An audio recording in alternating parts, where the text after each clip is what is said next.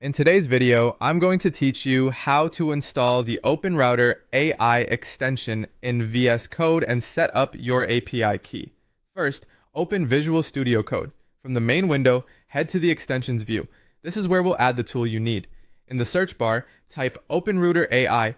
When you see the OpenRouter AI extension appear in the results, click on it to open its details page, then click Install. Give it a moment to finish. Once it's installed, you'll see an OpenRouter entry appear on the left side of VS Code. Click that to open the extensions panel. Here, you'll find a prompt that references the API key field you'll need to fill in shortly. To get that key, switch to your browser and go to Google. In the search box, type OpenRouter and open the official OpenRouter website from the results. On the site, click Sign Up. Choose the option to connect with your Google account to create your profile quickly and securely. After you're signed in, look to the upper right side of the page for a drop-down menu. Click it, then select Keys. On the Keys page, click Create API Key.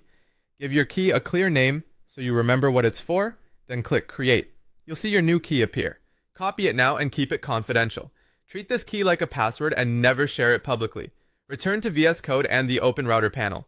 Paste the API key into the field provided and press Enter. The extension will begin connecting. Wait for it to finish loading.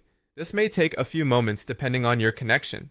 Once it's ready, look for the Model Provider section. Click on OpenAI Mini below to expand the list of available options. From there, choose Claude 3.5 Sonnet.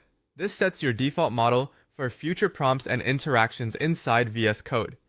If you're experimenting later, you can switch models at any time to compare speed or output quality, but for now we'll stick with that selection. That's it. You installed the OpenRouter AI extension, created and secured your API key, connected it inside VS Code, waited for it to load, and selected Claude 3.5 Sonnet as your model.